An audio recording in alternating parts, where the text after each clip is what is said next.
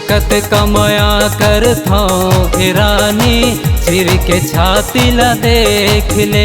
तो लकत कमाया कर थो दीवानी चिर के छाती ला देख ले। चिर के छाती ला देख ले वो चिर के छाती ला देख ले। चिर के छाती ला देख ले वो चिर के छाती ला देख ले। तू लकत कमाया कर था ये राजा दिल में उतर के देख ले। तू लकत कमाया कर था दीवाना दिल में उतर के देख ले।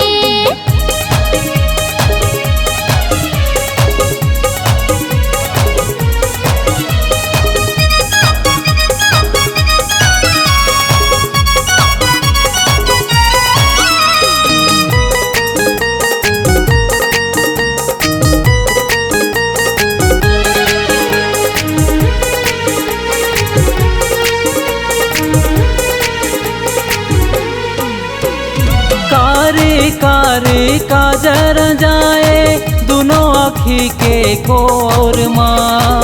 सिर तुन मोला दीवाना बनाए बांधे माया के डोर माँ। कारी कारी काजर जाए दोनों आँखी के कोर माँ। सिर तुन मोला दीवाना बनाए बांधे माया के डोर माँ।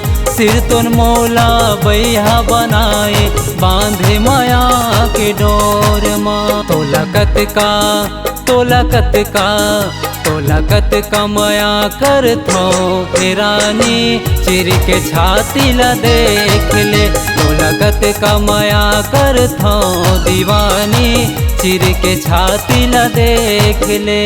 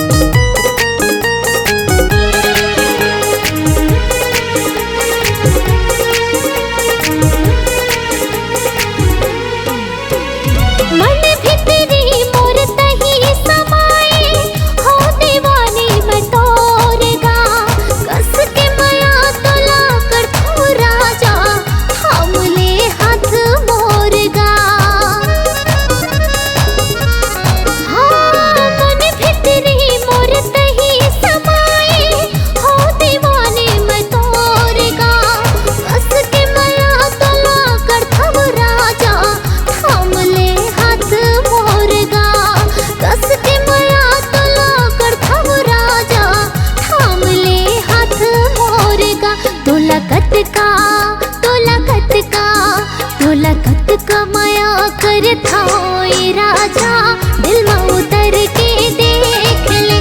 तो लकत कमाया कर था ये राजा दिल में उतर के देख ले। तो लकत का तो लकत का तो लकत कमाया कर थो रानी चिर के छाती ला देख ले। तो लकत कमाया कर थो दीवानी चिर के छाती ला देख ले।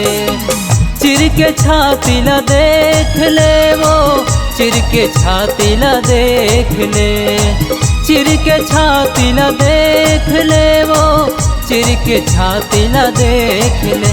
तो लकत कमाया कर थो रानी चिर के छाती ला देख ले। तू लकत कमाया कर था ये राजा दिल में उतर के देख ले। तू लकत कमाया कर थो रानी चिर के छाती ला देख ले।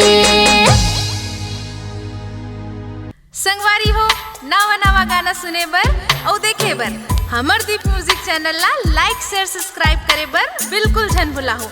और नवा अपडेट पाए बर घंटी के बटन ला जरूर दबाओ।